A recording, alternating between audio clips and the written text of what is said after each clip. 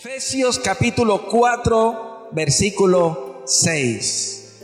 Carta del apóstol Pablo a los Efesios, capítulo 4, versículo 6. Dice el apóstol, escribiendo a la iglesia, escribiendo a todos los que en ese tiempo estaban construyendo su fe, edificando su fe sobre el nuevo pacto, les escribe esto: un Dios y Padre de todos, el cual es sobre todos, por todos y en todos. Carta del apóstol Pablo a los hermanos de Éfeso, capítulo 4, versículo 6. Dice: un Dios y Padre de todos, el cual es sobre todos, por todos y en todos. ¿Están conmigo en la cita bíblica? Vamos a leerla al unísono, vamos a leerla todos al mismo tiempo en voz alta. Dice: un Dios y Padre de todos, el cual es sobre todos, por todos y en todos.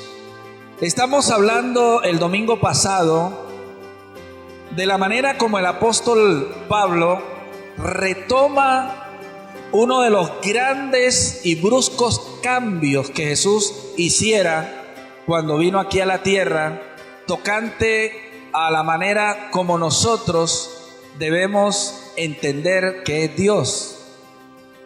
Ya lo habíamos dicho que durante todo el Antiguo Testamento, es decir, más de 1000 años, el pueblo de Israel había entendido que Dios soberano, poderoso, grande, sublime, era el Señor de sus vidas. El domingo pasado les enseñaba la importancia de entender lo que es tener a Dios como Dios, porque Dios es Dios. Y el apóstol Pablo insiste una y otra vez en que entendamos y hagamos la diferencia entre tener a Dios como Dios y de tener a Dios como Dios y Padre y de tener a Dios como Padre. Eso no lo determina Dios, eso lo determinamos cada uno de nosotros. Porque en cuanto a Dios se refiere, Él ha dado todas las coordenadas, Él ha dado todas las maneras habidas y por haber, para que el ser humano llegue a entender que Dios es Dios, pero que Dios es Dios y Padre, pero que Dios quiere ser ¿qué? Padre. Dios anhela, Dios desea ser el Padre de cada uno de nosotros. Y en función de eso, de entender que Él es Padre, ya en su momento enseñaré un poco más acerca de esto, porque en estos días se me hizo precisamente una acotación de por qué Dios usa el término padre y no madre. ¿Por qué Dios no dijo yo soy madre y sí dijo soy padre? Porque hay una corriente teológica en el mundo defendiendo la posición de que el Espíritu Santo es la madre de todos nosotros. Solo por matizar de parte de esta gente lo que es ese machismo superficial para nosotros, los que entendemos la Biblia, machismo que ellos entienden que defiende la Biblia. Hay muchos que piensan que la Biblia está escrita en una cultura 100% machista y Dios, aprobando esa manera de entender e interpretar la vida, pues Dios aparece no como madre, sino aparece como padre, y en ese sentido Dios es machista, pero nada más lejos de la realidad. Si hay algo grande, glorioso, maravilloso, hermoso y digno de imitar, es la manera como Dios en su pedagogía y en su metodología para enseñarle al ser humano pecador un Dios santo.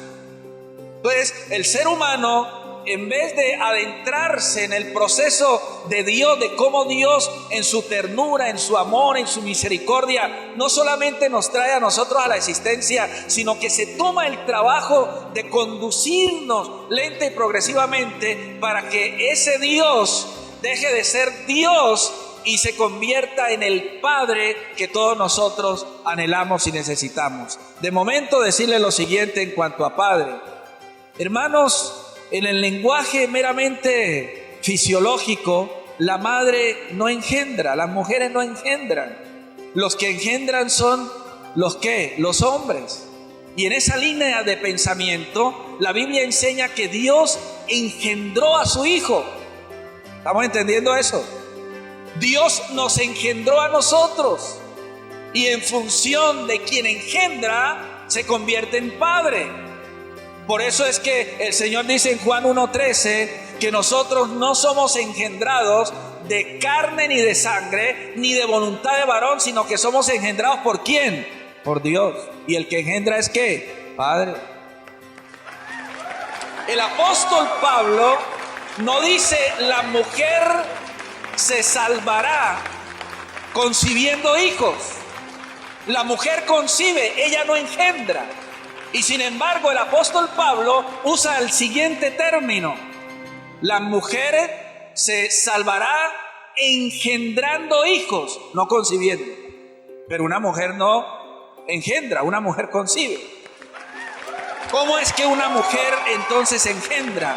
Engendra cuando entiende que la dinámica del reino es que mediante la palabra que usted predica, que usted enseña, que usted articula, esa palabra es una semilla y en griego a eso se le llama esperma. Y el esperma es el que va precisamente a engendrar.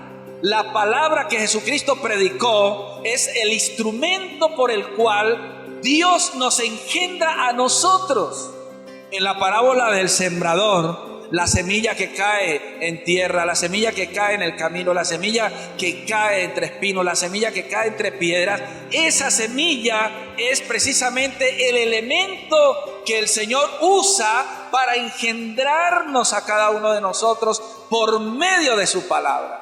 Por eso el apóstol Pablo, hablando de Onésimo, un esclavo que él le predicó el evangelio en la cárcel, dijo: os saluda Onésimo, mi hijo, a quien engendré en mis prisiones. El apóstol Pablo sigue usando el lenguaje de engendrar en virtud de aquel al que el evangelio le es predicado. Recibe el esperma, recibe la palabra, recibe la semilla.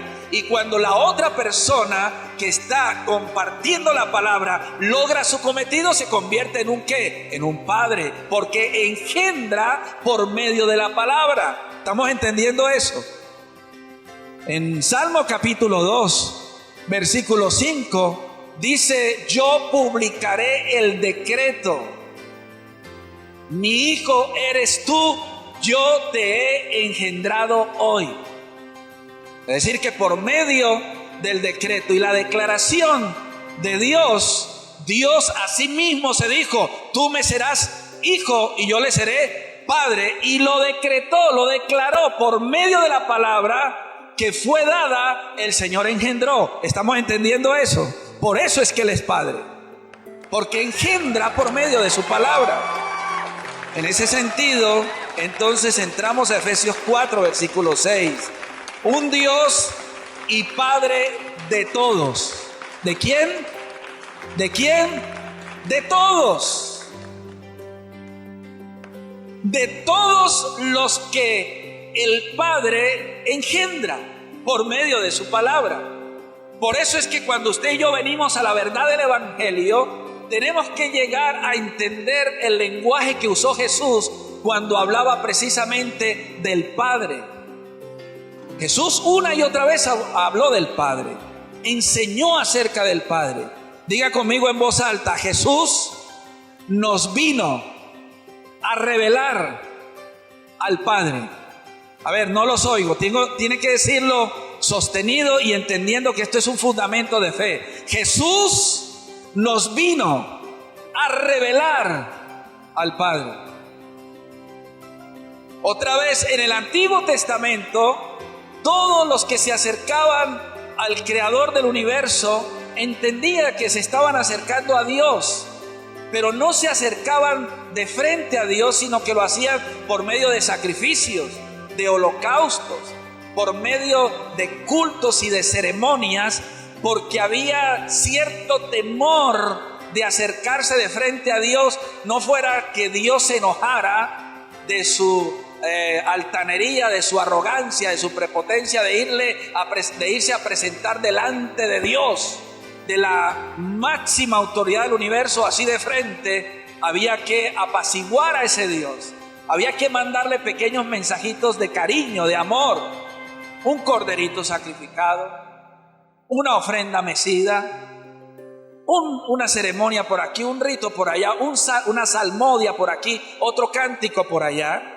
Entonces, al Dios del Antiguo Testamento, al que de alguna manera se le temía porque no se tenía toda la revelación de lo que hoy día tenemos acerca de Dios, había que hacerle holocausto, había que hacerle ceremonias, incluso había que vestirse bien, bañarse bien, hasta perfumado tenía que ir usted ante ese rito y esa ceremonia, de tal manera que el sumo sacerdote y los sacerdotes y levitas se cuidaban durante toda la semana, ni aún tocaban mujer. Una vez Dios decidió descender al Sinaí y Moisés le dijo al pueblo: no toquéis mujer. Qué bendición, amén. No me toque, le decía el marido. ¿Por qué? Yo no, va a venir Dios. Era una manera de santificarse, de autopurificarse, de ver qué elemento no funcionaba bien dentro del ser, para que eso no se convirtiera de alguna manera en la razón del enojo de Dios. Entonces había que velar al máximo en no mentir, en no hacer algo indebido, y sí de alguna manera saber los ritos y ceremonias para poder acercarse a Dios. Era así la manera como el hombre en la antigüedad se acercaba a Dios. Ni idea en su mente de pensar que Dios iba a ser su padre. Eso era una verdadera blasfemia. Cuando Jesús vino y enseñó la oración del Padre Nuestro, eso rompió todos los esquemas habidos y por haber en cuanto a esos 1000 años de ritos y de ceremonias y de cultos. Les dice Jesús a sus discípulos: ustedes cuando vayan a orar, oren: Padre nuestro que estás en los cielos. ¿Cómo? Los judíos en más de una ocasión intentaron matar a Jesús porque él decía ser hijo de Dios haciéndose igual a Dios. No lo soportaban. Jamás por su cabeza siquiera les cruzaba la idea que Dios tenía un hijo, y menos pensar que Dios iba a tener hijos. Pero esa fue la tarea de Jesús.